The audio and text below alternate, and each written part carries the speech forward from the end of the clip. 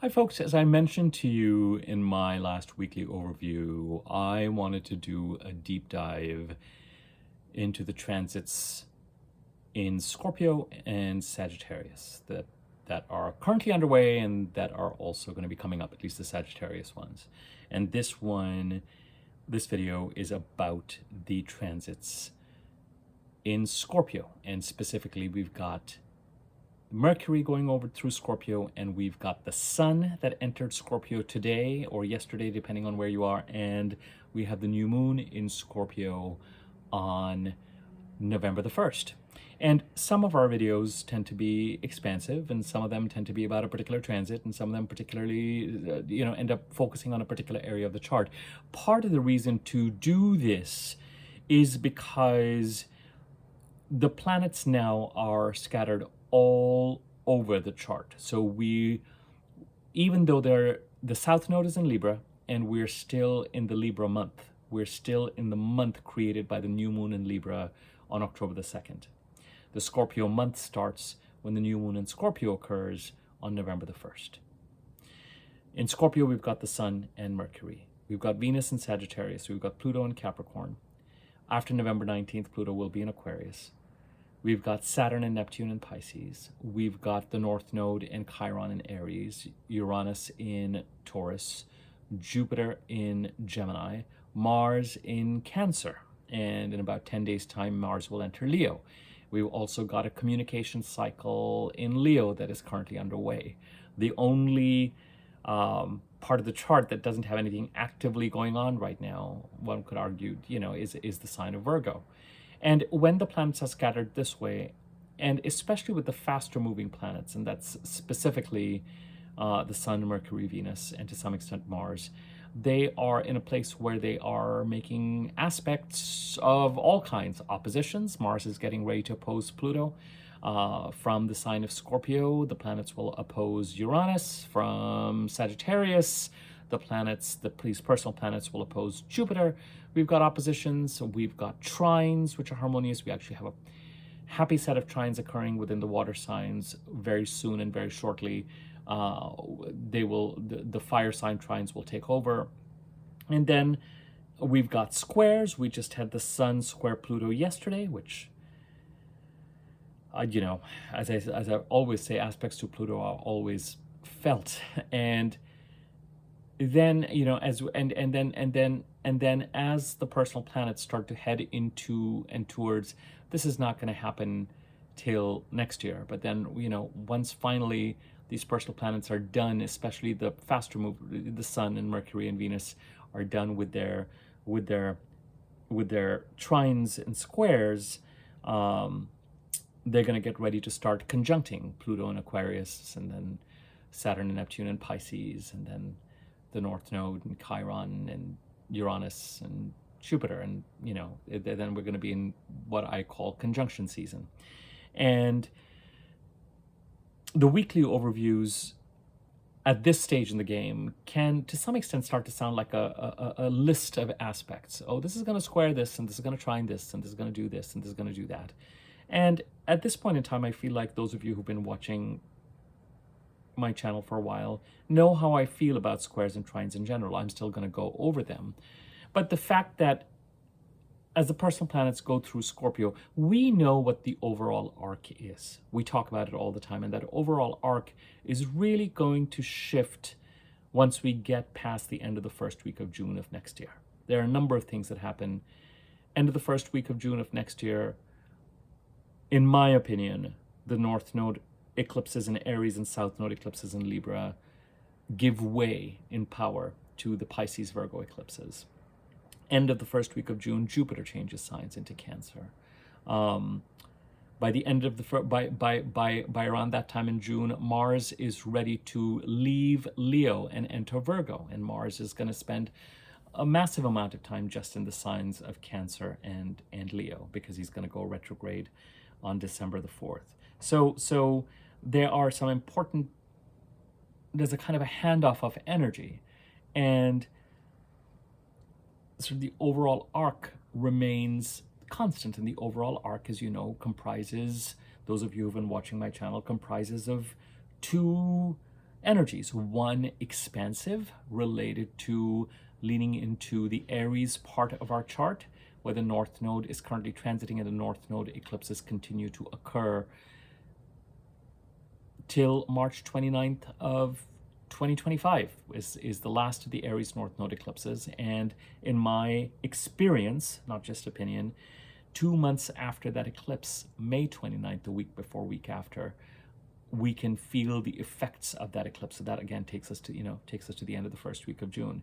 So we've got this desire to move towards, and I have described this desire that could be a connection between the Aries North Node eclipses, the Jupiter-Uranus conjunction on April the 20th of this year, that again, changes related to that, April 20th, for about 12, 13 months, takes us to the end of May, end of the first week of June, if you want.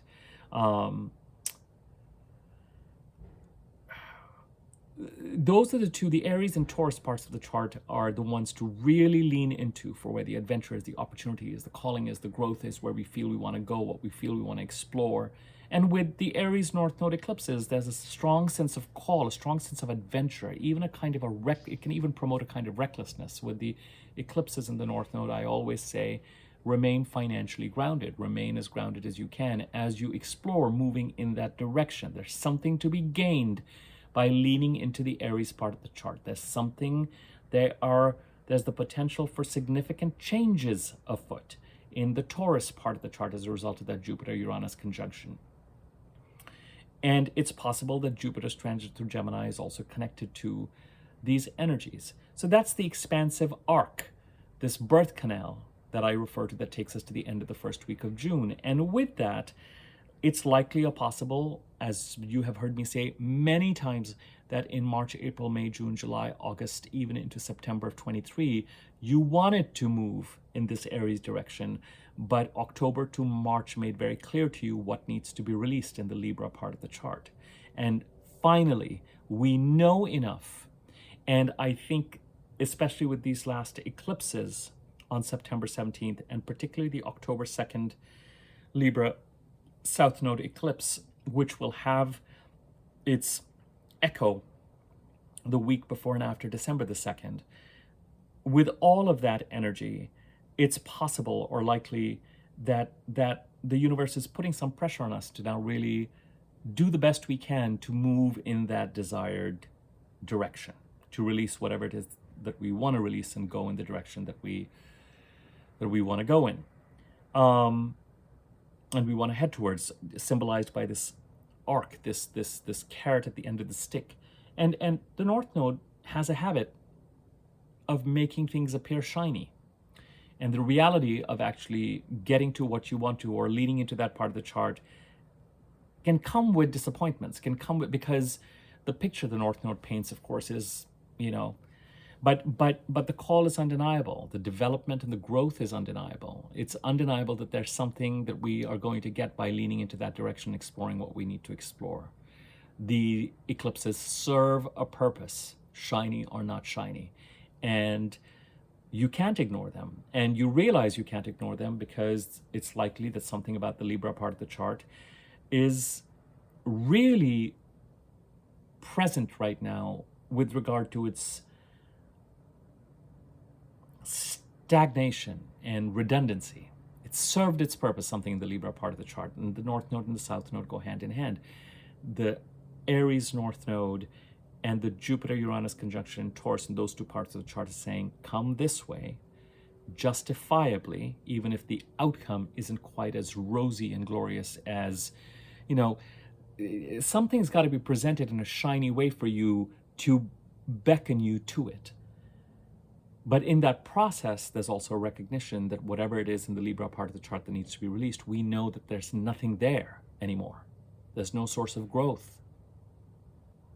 And holding on to it is only going to create more problems and lead us into the South Node.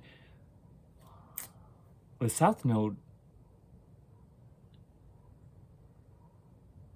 is such a comfortable place to be, but then ironically leads to loss.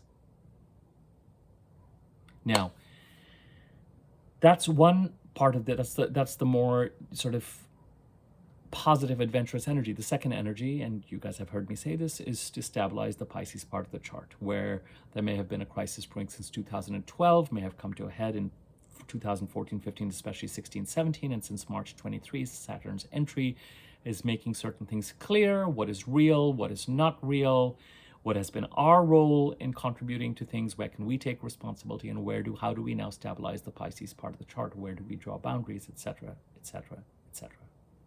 So that arc is still present. But this video now wants to look at these transits that are occurring in the Scorpio part of the chart, so that, especially as first and foremost, I think that we've got the sun there, we've got Mercury there, we've got the new moon occurring on November the 1st in Scorpio. That's the next lunation. I think as I look at the astrology that November is a real transition month. There's so much about the astrology that is pointing to that. And when I talk in my weekly overviews about trines and squares, etc., I want to have this video and the Sagittarius video in place, because I think that looking at the content in the way that I'm going to present it in these two videos is going to be useful in and of itself.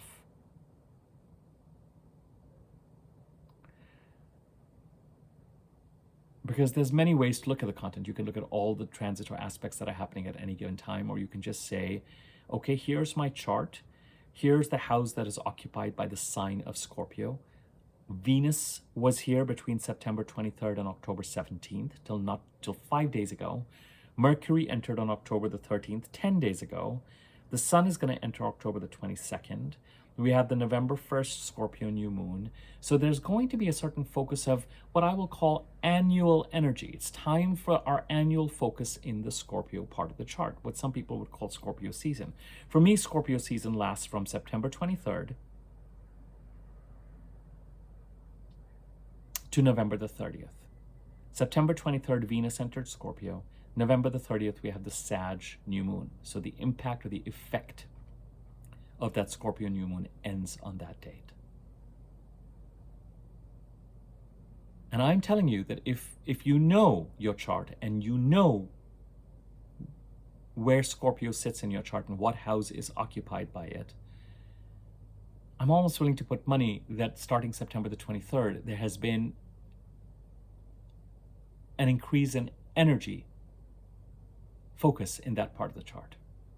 Now, in this particular video, when I was thinking about it, I don't really, let me just tell you, as the personal planets go through Scorpio, they're going to do the following. They're going to trine Saturn in Pisces. They're going to oppose Uranus in Taurus. They're going to trine Neptune in Pisces. And Venus and Mercury will trine Mars in Cancer. By the time the sun gets ready to trine Mars, Mars will have moved into Leo and the sun will be in Sagittarius. I told you there's a set of trines developing from a sort of fire sign perspective as well. We just had Venus trine the North Node a couple of days ago. Venus in Sagittarius, North Node in Aries. But I've also talked in the last few videos, and indeed I've done a whole video on the water sign trines that during October and November are exercising a certain kind of flow, peace, harmony, energy. Solutions, perhaps. Out of these aspects, it's the trines to Saturn and Neptune and Mars, but that's what creates this kind of grand trine energy. We've got Mars in Cancer, Venus, Mercury, the Sun, the new moon in Scorpio, and Saturn and Neptune in Pisces. And both Venus and Mars, as faster moving planets, are assisting Saturn in stabilizing this Neptunian energy in Pisces that has been creating such chaos. Either by trying to help structure artistic or spiritual plans, or by trying to bring clarity to situations that have been foggy. Now with Neptune, it can also be structuring plans around healing, peace, connectedness.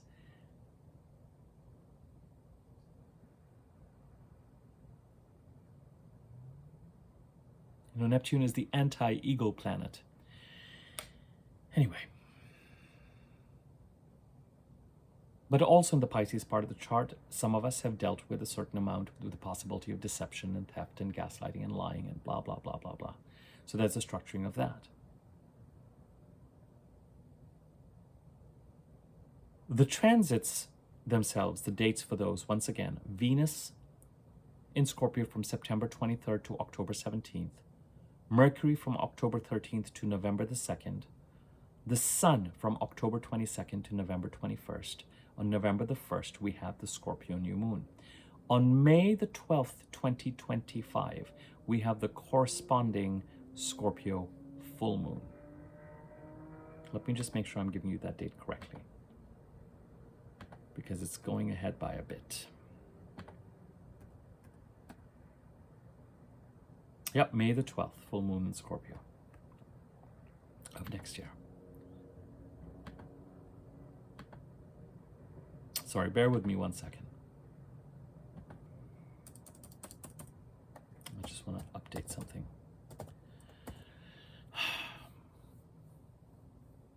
So the sequence of the planets coming into Scorpio, the house occupied by Scorpio in your chart, first Venus, then Mercury, then the Sun, then the new moon. Of course, you can't have a new moon without the Sun being present. And the new moon occurs just one day before Mercury leaves.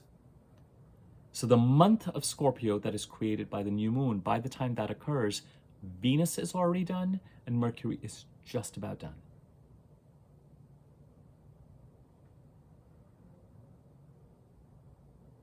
Venus and Mercury will, from Scorpio, create those four aspects I told you about. Trine Saturn, oppose Uranus, trine Neptune, trine Mars. The Sun will trine Saturn, oppose Uranus, trine Neptune from Scorpio. He will trine Mars, but by that time, as I just said a few minutes ago, Mars will be in Leo and the Sun will be in Sag. And at that point in time, both the Sun and Mars will be getting ready to trine the North Node. Venus just trined the North Node a couple of days ago, from Sagittarius to Aries.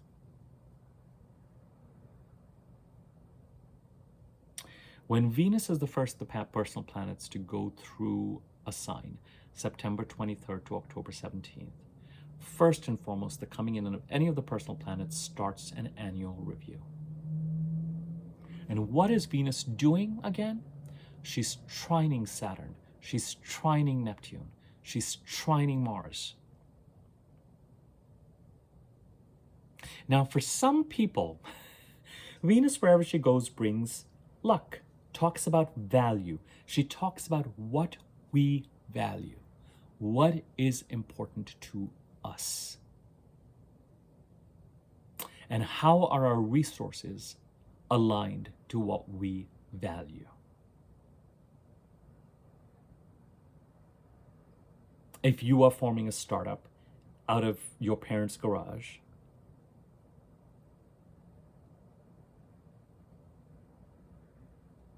and you are living in a 3-bedroom house because prior to forming the startup, you were the CIO of some organization, Venus is going to say, is that really the best use of your resources? Are you working for your resources, or are your resources working for you? Venus might say, is it time to move into a 1-bedroom or a 2-bedroom or a studio? What do you value? And what do you have? What resources do you have, and what resources are you trying to generate and create? And how are those resources supporting what you value? At the heart of it, that is what Venus, and what she does through that process is she brings in luck, opportunities, peace, harmony, relationships, financial opportunities, job opportunities, money. But she also asks this question. So Venus can sometimes have this dual function. She can create a certain amount of disruption by saying, All right, I'm going through this particular part of the chart. Is everything aligned with what you value? Are you spending too much? Are you making enough? Financial considerations, relationship considerations. Is this your best option? At the same time, she may also provide resources. She might scatter some blessings. Now, if she's only scattering blessings, that's lovely. But if she thinks that, I'm not sure that this is the best thing in this part of the chart with regard to aligning values with resources, then that creates this potential for change. And the one challenging aspect she makes is that she opposes Uranus in Taurus, this other expansive part of the chart that was conjuncted by Jupiter on April the 20th. Uranus is trying to make us follow our oath, our own individual, authentic, singular path, our breadcrumbs in the part of the chart that is occupied by Taurus. Jupiter, between May of 23 and May 25th of 24, ended a 12-13-year cycle and started a 12-13-year cycle. And a Jupiter-Uranus conjunction can have significant change effects, significant, for about 12-13 months after that aspect, after that conjunction. And so as Venus is reviewing everything, she may be saying, well, if you do want to follow that Uranian path in the Taurus part of the chart, if you do want to succeed and successfully go over this arc, in the direction that you desire, then in the Scorpio part of the chart, is everything as it should be? Or are things misaligned? And by the way, I'm here, so let me open up and create certain things. Mercury coming in from October the 13th does one or both of two things. He makes the considerations related to the Scorpio part of the chart now a mental activity, a thinking. You start to articulate it to yourself. You know what?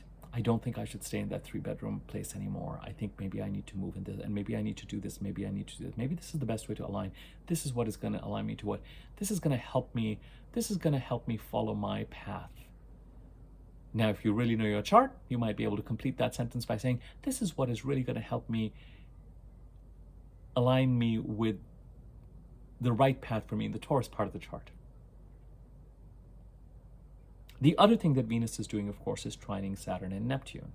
If Saturn is trying to stabilize the Pisces part of the chart, Venus may come up with ideas, thoughts, suggestions, promptings to say, are your resources and relationships aligned in such a way that they can actually help stabilize the Pisces part of your chart? If you're an Aquarius rising and Pisces is in your second house and there's been a crisis brewing there, and you are dealing with some sort of financial or income related or independence, your emotional and financial independence within codependent relationships, like a marriage, if you are, Saturn is trying to stabilize that part of that, and Saturn is trying to build you a strong financial foundation. And Venus in the Scorpio part of the chart, what would that be? Your 10th house, your career. Holy mackerel. Scorpio, Sag, Capricorn, Aquarius, yeah. Venus might be saying, is everything right for you from a career calling, what you're pursuing? Here are some opportunities, but here are some considerations with regard to how you can utilize these considerations to help stabilize your second house, the income part of your chart. Income, what you have a value that you're adding to the world, your sense of financial and emotional independence.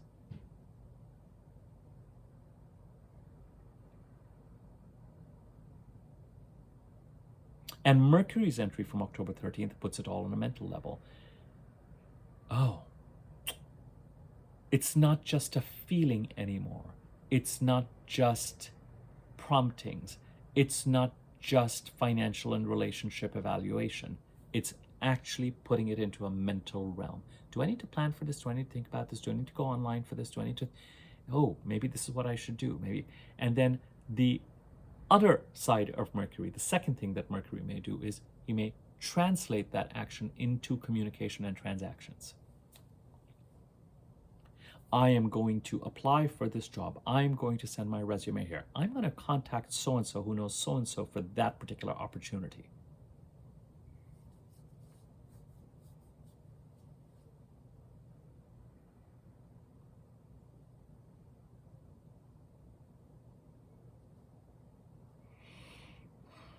I'm going to start looking online for this. Where's a good place for me to find this? Where's a good place for me to do that? And then the sun enters on October the 22nd, and on November the 1st, we have the new moon. Wherever the sun goes, and right now the sun is following Venus and Mercury, which is a little bit odd. But what happens is that wherever the sun goes, then he kind of puts this massive spotlight on, and that's really a connection to source. But one of the things that the sun does wherever he is that he helps create the new moon along with the moon on November the 1st.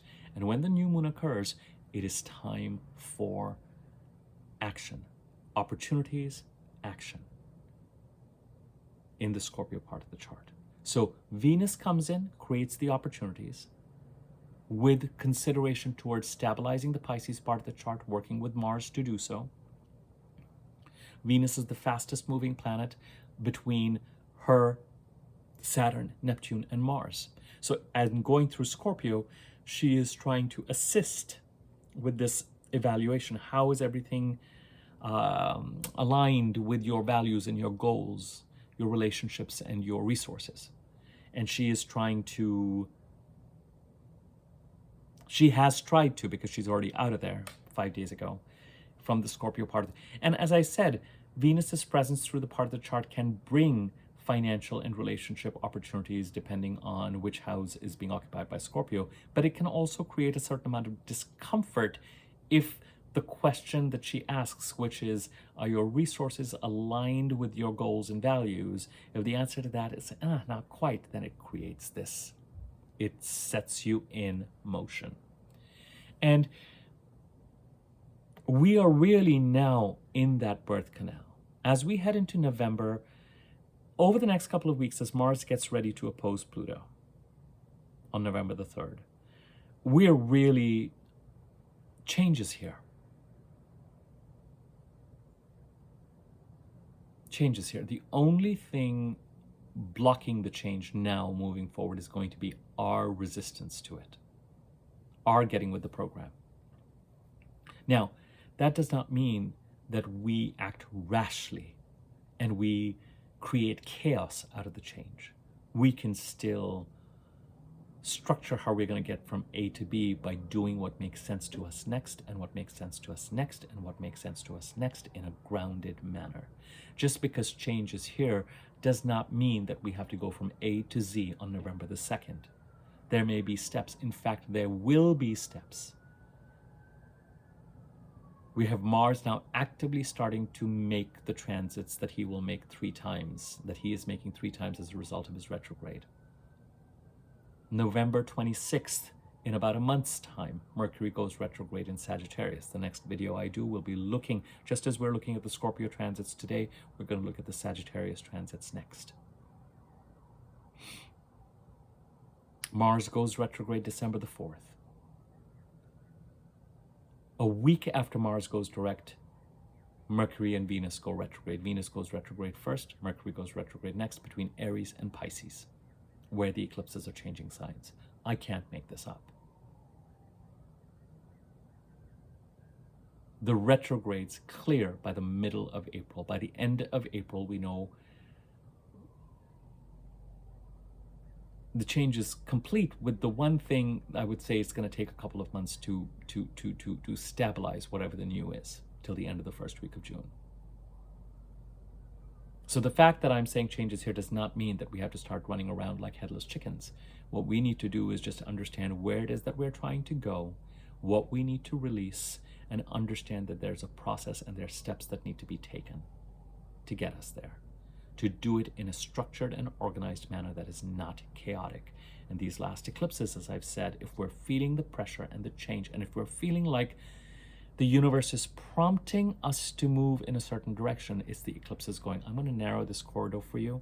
I'm going to keep certain things open, but I'm also going to close certain things so that you have no choice but to act towards the change. And if you resist that, then you might have your equivalent of a tower moment in the tarot. Oh, look, I've got it sitting right here. When the universe just kind of strikes you out of your inertia to go ahead and create the change. But we don't want that, do we? And we might be feeling, some of us might be feeling pretty towery already. The recognition that the status quo cannot continue. On however many levels, it cannot continue. And you might say, what does that have to do with the Scorpio part of the chart? It seems to have something to do with it. Remember that the South Node eclipses occurred in, the North Node eclipses occurred in Taurus. Remember Taurus, where Uranus is right now? And where we had Jupiter between May 23 to May 25th of 24. And from August, September of 21 to October of 23, we had the North Node eclipses in Taurus and the South Node in Scorpio. Leaning into the Taurus part of the chart and recognizing that something needed to be released in the Scorpio part of that chart. So we might be pondering that. We might be considering that. A lot of the aspects that these planets are making from Scorpio is supportive. If Scorpio is involved with change, and practically the nature of the changes that we're contemplating and dealing with right now, for some of us, are so big that practically everything is related to it. The fundamental, if you were to say, what are the questions that these planets are asking as they go through Scorpio? It is, what is the right manifestation in the Scorpio part of the chart that will help Saturn stabilize the Pisces part of the chart, and that will serve your Uranian, authentic, individual breadcrumb path in the Taurus part of the chart? And between September 23rd to October 17th, when Venus went over Scorpio, you may have received certain blessings in the Scorpio part of the chart, but also been asked the question, anything here need to be changed? Anything here need to be brought into alignment with the direction you're trying to go in? Mercury, October 13th to November 2nd, articulating, communicating, talking to friends, networks, social circles, the right people, people you can trust to say, I think this is what I need to do to bring this into alignment. Well, you're not going to say that, but I think I need to do this. I think I need to find a new this. I think I need to move out of this. I think I want to do the blah, blah, blah. The sun comes in October 22nd, and it is full on spotlight, solar connection, intuition, connection to source, annual review. And November 1st, the new moon happens. By that time, Venus and Mercury are gone, and it is action time in the Scorpio part of the chart. And that Scorpio new moon is, guess what? Trine Saturn in Pisces.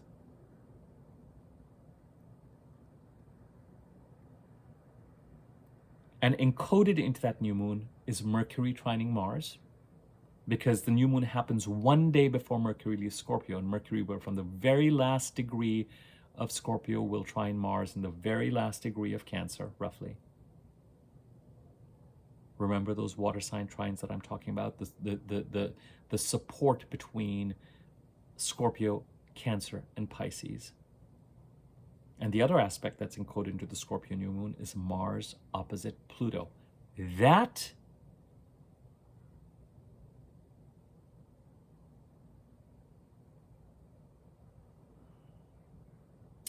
is the one opposition to Pluto out of 3 that Mars makes, from Cancer to Capricorn.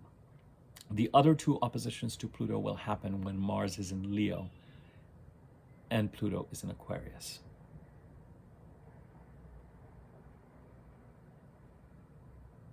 And a Mars-Pluto opposition is,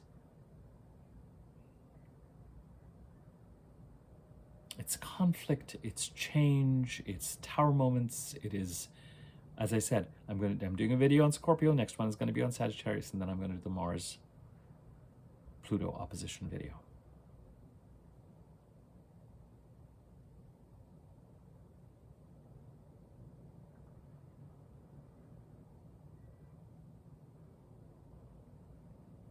And with that Scorpio new moon on November the 1st, the two rulers of the Scorpio new moon, Mars and Pluto, oppose each other. Mars in Cancer has to help Pluto in Capricorn finish up his transformation in the Capricorn part of the chart. What has Pluto been trying to transform the Capricorn part of your chart since 2008?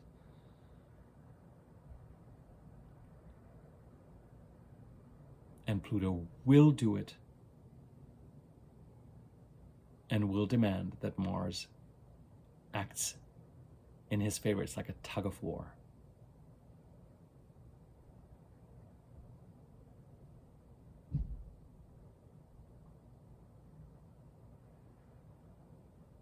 Some of you may feel like you have to actually do next to nothing related to that, because you almost, if you're aligned with Pluto and the Plutonian transformation since 2008 and committed to making that change occur, then I think you'll be fine, because that's what's going to win out. Now, as I said, the November 30th Sag new moon, Scorpio, it's November 1st, Scorpio new moon happens, and on May the 12th or 25, you have the Scorpio full moon. Let me give you an example of how this might work. And I'm going to give you a benign example, comparatively speaking. Scorpio sits in my 4th house. When I moved into this apartment, it was around this time, October, November, in 2018, when it was determined that I would be moving into this apartment, that I would be leaving where I am and moving into this apartment. That is when the conversation started. So interesting.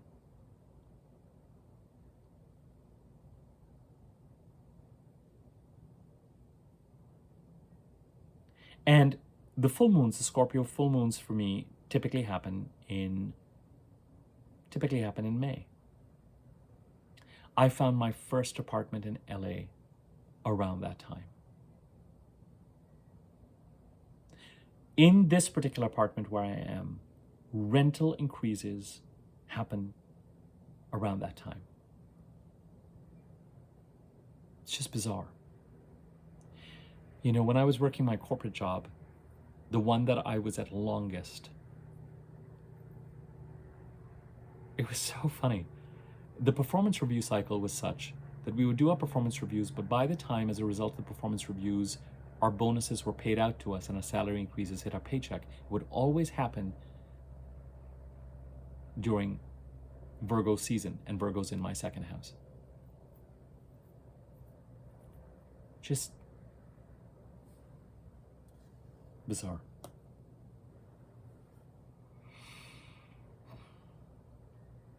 So something every year is not that dramatic.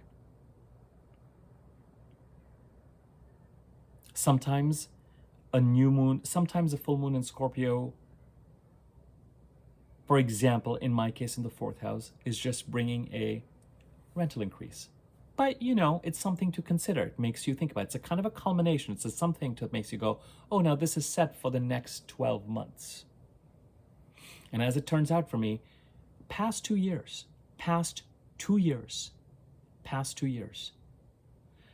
the rental increase letter has come within 2 or 3 days of the full moon.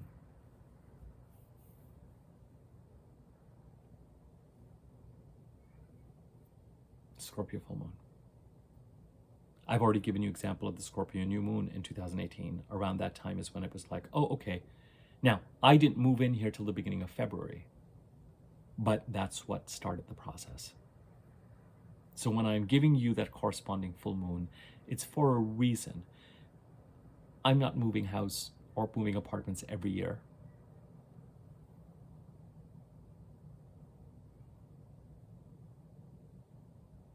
I'm not finding apartments in new cities around the Scorpio full moon every year. But as you look at the Scorpio part of the chart, the house occupied by Scorpio, I hope that I've given you enough to think about. Part of the reason for doing this is that we keep talking about, oh, we're in Scorpio season, we're in Scorpio season, we're in Scorpio season. Well, what does that mean to you? What does that mean to you every year? because it happens roughly during the same. Now, for some people, Scorpio season is the sun entering Scorpio and leaving Scorpio, October 22nd to November 21st. For me, it's not. For me, that's the sun transiting Scorpio. For me, Scorpio season happens when the first of the personal planets, the sun, Mercury, Venus, sometimes Mars, when Mars is close to the sun. He's not right now. Enter Scorpio. And when it ends, when the last of these planets leave Scorpio, or the month of Scorpio created by the new moon ends. So that's why I'm saying Scorpio season. And you can have multiple seasons running at the same time.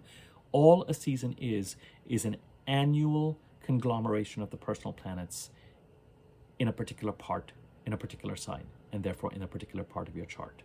Doing a kind of, what are we doing here? What's going on? How are things looking? What do we want?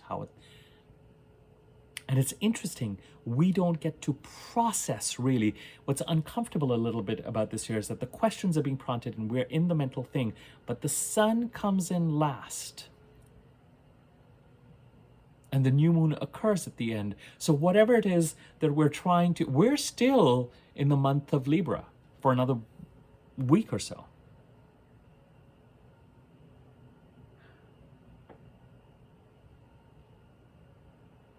And Sagittarius season has also started. Venus entered Sagittarius on October the 17th. And Venus has already made an important aspect, opportunity-rich aspect with the trine to the North Node a couple of days ago. I talked about this in my weekly overview last. Take a look at it. Because I would like you to think about what opportunities of a Venus trine North Node have come up for you over the past week, 7, 8, 9 days, because once Mercury on November the 2nd moves into Sagittarius, once the sun after November the 21st moves into Sagittarius, they will trine the North Node as well and continue that conversation. Venus comes in first, asks what you value, creates opportunities. Mercury comes in next, things get into a mental realm. The sun comes in next, there's a new moon, we're off to the races. And by the time the sun is trining the North Node, so is Mars getting ready to do the same thing. Every year is different in the way that the seasons roll out. Is Mercury coming in first? Is the sun coming in first? Is Venus coming in first? So the sequence is different. The dates can be different. If Venus or Mercury are really far apart from the sun, it can become very extended. If you have a Mercury retrograde like we do in Sagittarius, Sagittarius season is not going to be as relatively compact as September 23rd to November 30th. Because Mercury comes into Sagittarius on November the 2nd. And then he's going to be retrograde. All of December will be spent there. He doesn't leave Sagittarius and enter Capricorn until January.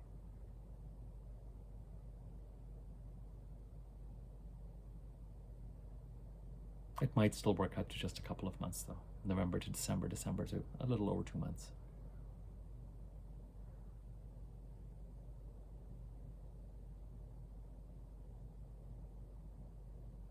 So, as you look at what I have just said in the part of your chart occupied by Scorpio, and is it the only energy? It is not. I just said Venus is in Sag.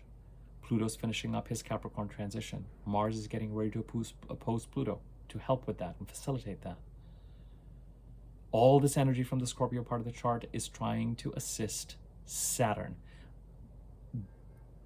Remember, as you look at these planets, Venus, Mercury, the Sun, the new moon trining Saturn, activities, whatever happens in the Scorpio part of your chart in November, whatever happens in the Scorpio part of the chart in November is going to build on Venus's transit through Scorpio, Mercury's transit through Scorpio, and is going to be a set of actions that will and can support Saturn stabilizing the Pisces part of the chart.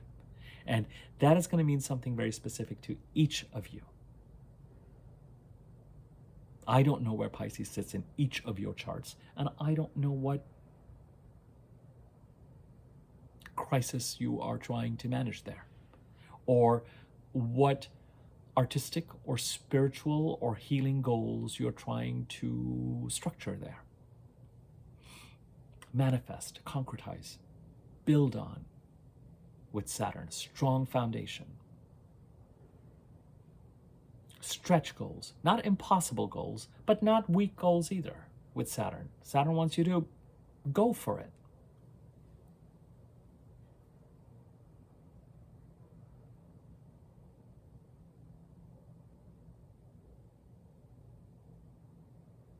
If Venus's transit from September 23rd to October 17th created stress, it's because she's asking the question.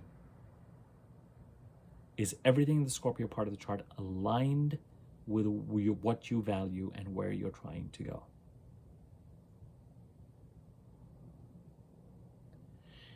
And the next, and Mercury then will move that into a mental realm and will start to translate into communication or transactional action. The Sun will come in and say, all right, let's really look at the Scorpio part of the chart and what is in alignment and what is not, and examine every nook and cranny. And the new moon will happen on November the 1st, and we're off to the races with action, opportunities, goals, whatever's next. It can be relatively benign.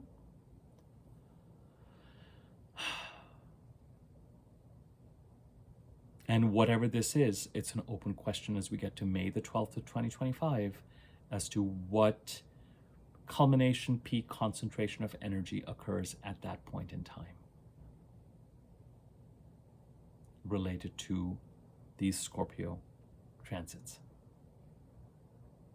Whatever is being required of you is being required to help stabilize the Pisces part of the chart and to help you move in the direction that is specific for you and to you in the Taurus part of the chart. You could even say, remember I said there are two overarching energies. One, where your growth is, the Aries-Taurus part of the chart. One, where it needs to be stabilized in the Pisces part of the chart. And the reason why the Scorpio part of the chart is active is because of these trines to Saturn and Neptune and the opposition to Uranus. Whatever this annual review is zeroing in on that stabilizing the Pisces part of the chart and assisting you to move in the Taurus part of the chart.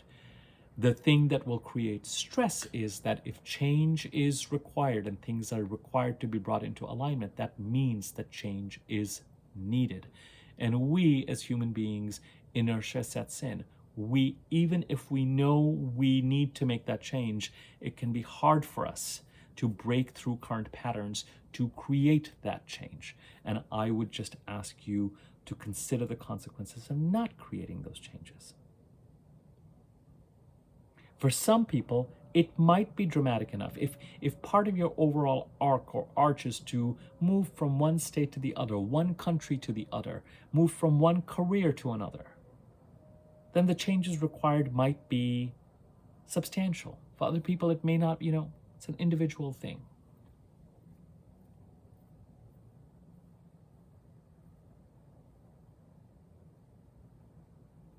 So Venus has gone through Scorpio September 23rd, October 17th. Mercury is still in Scorpio till November the 2nd. Sun comes in October the 22nd. Yesterday, today, I keep talking about it like it's a future event. November the 1st, in a week's time, we're going to have the Scorpio new moon. I realize for some people, it made it sound like the Scorpio new moon is so far. In a week's time, in a week's time, in a week's time. Scorpio season is here.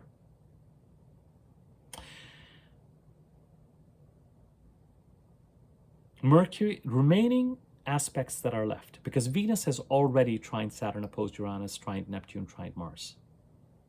Mercury has already trined Saturn a couple of days ago. Mercury trined Saturn October 21st, 2 days ago, the same day that Venus trined the North Node.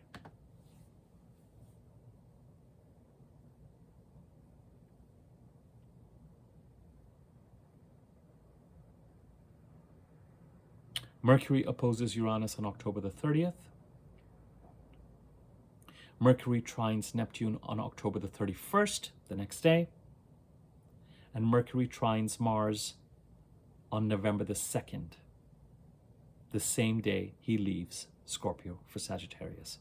Once again, Mercury, planet of communication, either we are thinking about what needs to be changed, or we're starting to transact it through communications, emails, looking online, resumes, sales, applications. Mercury opposes Uranus October 30th, trines Neptune October 31st, trines Mars November the 2nd. The Sun, then, after the new moon on November the 1st, the Sun trines Saturn on November the 4th. The new moon itself is trine Saturn. That is encoded into all of November. Whatever happens in the Scorpio part of the chart in November is trying to help. The number one thing it is trying to do is trying to help Saturn stabilize the Pisces part of the chart. So, Sun trines Saturn November 4th, Sun opposes Uranus November 16th, Sun trines Neptune November the 18th, and that's it. The Sun does trine Mars on November the 27th, but by that time, Mars in Leo, Sun in Sag. And there you have it, folks. In my weekly overviews now, when I talk about, oh, Mercury's going to oppose Uranus, and Mercury's going to trine Neptune, now I have something I can refer you to and say, if this week sounds like 4 of the 5 things or 6 things that I'm mentioning are trines and squares, here's where you can get more focused information as to where and what narrative these trines and squares and oppositions are part of. In the Scorpio part of the chart, this video. In the Sagittarius part of the chart, the next video. And the Sagittarius part of the chart is even more redolent because Mercury goes retrograde there for 3 weeks. November 26th to December the 15th.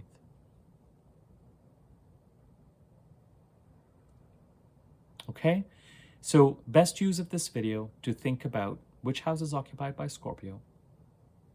How has Venus asked the question between September 23rd to October the 17th? Whether whatever's going on in that part of the chart is in alignment with what we value in our goals and how it is not, how it could be a leak. Did Venus bring in some blessings during that time? Finances, relationships. Did she plant some seeds? Sometimes Venus's seed planting has an invisible quality to it that only starts to become visible once Mercury and the Sun and the new moon activate it. Mercury came in October the 13th, 10 days ago. Since that time, have you been actively thinking about communicating what it is that you think needs to be done to bring things into alignment, or how to avail of opportunities that Venus has scattered? The Sun came in yesterday. And so now the light on the Scorpio part of the chart is there. Every nook and cranny. We are preparing for action that we will get into after November the 1st, when the Scorpio new moon occurs. And the primary purpose of the Scorpionic activity of the personal planets, supporting Saturn and helping Saturn stabilize the Pisces part of the chart, and helping you move in the direction that is right for you, individual to you, in line with your individual integrity in the Taurus part of the chart. If you are interested in me giving you a reading and taking a look at your chart to talk about these energies, other energies, everything else that's going on, blah, blah, blah. If you're interested in getting a reading from me, my email address is in the description box below. You can email me there and I can get you the relevant information for the different things that I'm offering. There's a thanks button underneath this video. You can use it to contribute to the channel. Subscribe to my YouTube channel if you haven't already. Next to the subscribe button, wiggly bell. Actually, there's a bell icon. And if you hover over the bell, there's a wiggly bell on top. Click on that. You'll be notified when I do the next video or all my future videos. If you find this content useful, feel free to tell people about my channel. And of course, comment on the video, like the video if you feel so inclined. It gives it greater circulation on YouTube. Thank you.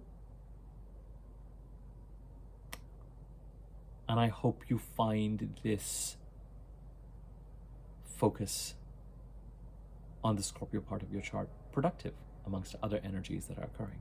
Next video, focus on Sag. All right, take care.